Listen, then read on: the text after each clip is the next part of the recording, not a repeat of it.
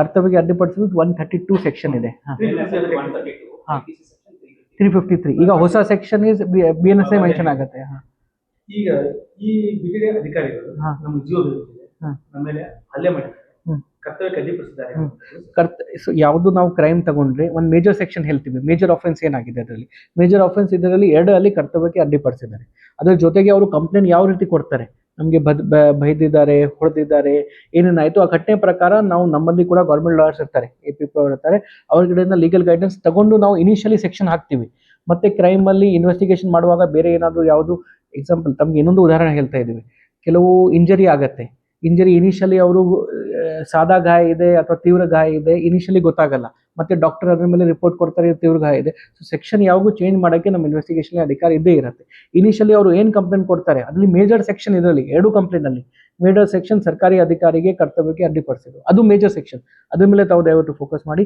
Criminal intimidation ತಾವೇನು ಹೇಳ್ತೀರಾ, ಅವರಿಗೆ ಬೈದಿದ್ದಾರೆ, ಜೀವ ಬೆದರಿಕೆ ಹಾಕಿದ್ದಾರೆ ಅಥವಾ ಏನು ಹಾಕಿದ್ದಾರೆ, ಅದು ಯಾವಾಗಲೂ ನಮ್ಮ ಇನ್ವೆಸ್ಟಿಗೇಷನ್ ಏನು ಬರುತ್ತೆ ಫೈನಲ್ ಸೆಕ್ಷನ್ ನಮ್ಮ ಚಾರ್ಜ್ ಶೀಟಲ್ಲಿ ಏನಿರುತ್ತೆ ಅದ್ರ ಮೇಲೆ ಡಿಪೆಂಡ್ ಆಗುತ್ತೆ ಅಂತ.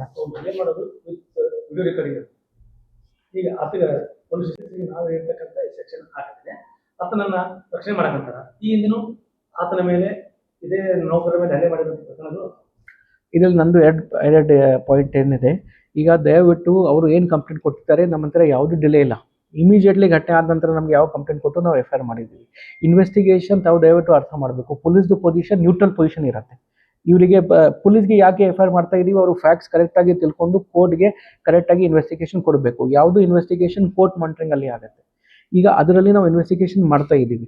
ಪಬ್ಲಿಕ್ಗೆ ಸಾರ್ವಜನಿಕರಿಗೆ ಪ್ರತಿಭಟನೆ ಮಾಡೋಕ್ಕೆ ಅಧಿಕಾರ ಇರುತ್ತೆ. ಈಗ ತಾವು ಬೇರೆ ಪಾಯಿಂಟಲ್ಲಿ ನನಗೆ ಹೇಳಿದ್ದೀರಾ, ಅವರು ಮುನ್ಸಿಪಲ್ ಆಫೀಸಲ್ಲಿ ಮುಂದೆ ಹೋಗಿ ನೀರು ಸಮಸ್ಯೆ ಕಾರಣ ಪ್ರತಿಭಟನೆ ಮಾಡಿದ್ದಾರೆ, ಅದು ಕೂಡ ಒಂದು ರೀತಿ ಪ್ರತಿಭಟನೆ ಇದೆ. ಇಲ್ಲಿ ಅವರು ಬೇರೆ ಈಗ BTD ಅವರು ಪ್ರತಿಭಟನೆ ಮಾಡ್ತಾರೆ, ಅದು ಕೂಡ ಪ್ರತಿಭಟನೆ ಇದೆ. ಬಟ್ ನಾವು as a police specially FIR ಆದಾಗ ಕಾನೂನು ಪ್ರಕಾರ ಏನು ಬರುತ್ತೆ ಆ ಪ್ರಕಾರ ತಿಳ್ಕೊಂಡು ನಮಗೆ ಸರ್ಕಾರ ಕಡೆಯಿಂದ ಲಾ ಪ್ರಕಾರ ನಮಗೆ ಸ್ವಲ್ಪ ಟೈಮ್ ಕೊಡ್ತಾರೆ.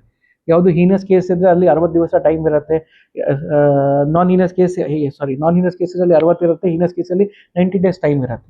ಈಗಾಗಲೇ ನಾವು ಕೆಲಸ ಮಾಡಿದ್ದೀವಿ, ಈಗಾಗಲೇ FIR ರಿಜಿಸ್ಟರ್ ಮಾಡಿದ್ದೀವಿ, ನಾವು ಇನ್ವೆಸ್ಟಿಗೇಷನ್ ಕೂಡ ಮಾಡ್ತಾ ಇದ್ದೀವಿ.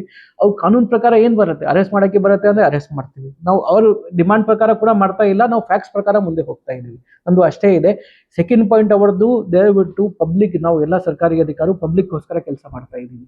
ಪಬ್ಲಿಕ್ಗೆ ಯಾವ ರೀತಿ ಅನುಕೂಲ ಆಗುತ್ತೆ ಆ ರೀತಿ ನಂದು ಅವರಿಗೆ ಅದೇ ರಿಕ್ವೆಸ್ಟ್ ಇದೆ, ಆ ಪ್ರಕಾರ ಕೆಲಸ ಮಾಡಬೇಕು. ನಮ್ಮ ಇಲಾಖೆದು ಕೆಲಸ ಅವರಿಗೆ ರಕ್ಷಣೆ ಕೊಡಬೇಕು ಅಂತ ಇದೆ. ಅವರಿಗೆ ಕೂಡ ನಾನು ಮನವಿ ಮಾಡ್ತಾ ಇದ್ದೀನಿ, ನಮಗೆ ಏನಾದರೂ ಈ ಥರ ಸಮಸ್ಯೆ ಬಂದರೆ ಅವ್ರು ಸೀನಿಯರ್ ಅಧಿಕಾರಿ ಅಥವಾ ನಮ್ಮದು 112 ಸಿಸ್ಟಮ್ ಇರುತ್ತೆ, ನಮ್ಮ ಲೋಕಲ್ ಸ್ಟೇಷನ್ದು ಅವರಿಗೆ ಫೋನ್ ಇರುತ್ತೆ. ಆ ದಿನ ಘಟನೆ ಇದ್ದಾಗ ಕೂಡ ಪೊಲೀಸ್ ಅವರು ಇಮಿಡಿಯೇಟ್ಲಿ ಹೋಗಿ ಅಟೆಂಡ್ ಮಾಡ್ತಾರೆ. ಇನ್ನು ಮುಂದೆ ಕೂಡ ಅವರಿಗೆ ಏನೋ ಸಮಸ್ಯೆ ಬಂದರೆ ಅವರು ಇಮಿಡಿಯೇಟ್ಲಿ ನಮಗೆ ತಿಳಿಸಿದ್ರೆ ನಾವು ಹೋಗ್ತೀವಿ, ಅದೇ ರೀತಿ ಸಮಸ್ಯೆ ಅವರಿಗೆ ಸಾಲ್ವ್ ಮಾಡ್ತೀವಿ. ಅದನ್ನು ಮನವಿ ಇದೆ ನಮಗೆ. ನಾವು ನಮ್ಮ ಕಡೆಯಿಂದ ಯಾವುದು ಡಿಲೇ ಆಗಲ್ಲ. ಕಾನೂನು ಪ್ರಕಾರ ಏನು ಆ್ಯಕ್ಷನ್ ಆಗಬೇಕು ಪಕ್ಕ ತಗೋತೀವಿ, 2 ಕೇಸಲ್ಲಿ ತಗೋತೀವಿ. ಅಂದರೆ ನಾವು ಅವರಿಗೆ ಇನ್ನೂ ಸ್ಟೇಷನ್ ಕರೆದಿಲ್ಲ, ನಾವು ಫ್ಯಾಕ್ಟ್ಸೇ ವೆರಿಫೈ ಮಾಡ್ತಾ ಇದ್ದೀವಿ. ಇದರಲ್ಲಿ ತಾವು ಎಲ್ಲ ವಿಡಿಯೋ ರೆಕಾರ್ಡ್ ಮಾಡಿ ನಮಗೆ ಕೊಟ್ಟಿದ್ದೀರಾ. ಸ್ವಲ್ಪ ಯಾವ ರೀತಿ ಘಟನೆ ಆಗಿದೆ ಅದು ಕ್ಲಿಯರ್ ಕಟ್ ಆಗಿ ಸಿಕ್ಕಿದೆ ನಮಗೆ. ಅಂದರೆ ಇಂಡಿಪೆಂಡೆಂಟ್ ತಮ್ಮದು ಎಲ್ಲ ವಿಡಿಯೋ ಇತ್ತು, ಆ ಇನ್ಸಿಡೆಂಟ್ ಬಗ್ಗೆ ಒಂದು ವಿಡಿಯೋ ಇತ್ತು, ಮೀಡಿಯಲ್ಲಿ ಕೂಡ ಕವರ್ ಆಗಿದೆ, ಮತ್ತು ಕ್ಲಿಯರ್ ಇದೆ. ಮತ್ತು ಇದರಲ್ಲಿ ಅವರಿಗೆ ಕಳಿಸಿದ್ದೀವಿ. ಆ ಇನ್ವೆಸ್ಟಿಗೇಷನ್ ಆ್ಯಕ್ಚುಲಿ ಆ ಘಟನೆ ನಡೆದಿದೆ, ಇನ್ನೂ ನಾವು ವೆರಿಫೈ ಮಾಡ್ತಾ ಇದ್ದೀವಿ. ಅದ್ರ ಬಗ್ಗೆ ತಮ್ಮ ಹತ್ರ ಏನಾದರೂ ವಿಡಿಯೋ ಇದೆ ತಾವು ನಮಗೆ ಶೇರ್ ಮಾಡಬಹುದು. ಆರೋಪಿಗೆ ಇವರು ಕಂಪ್ಲೇಂಟ್ ಯಾರು ಕೊಟ್ಟಿದ್ದಾರೆ, ಯಾವ ರೀತಿ ಜಗಳ ಆಯಿತು ಅದ್ರ ಬಗ್ಗೆ ಕೂಡ ಕೇಳಿದ್ದೀವಿ. ಅರೆಸ್ಟ್ ಮಾಡಿಲ್ಲ ಇವತ್ತು BTD ಇಡೀ ನೌಕರರು, ಕರ್ನಾಟಕ ರಾಜ್ಯ ಸರ್ಕಾರಿ ನೌಕರರು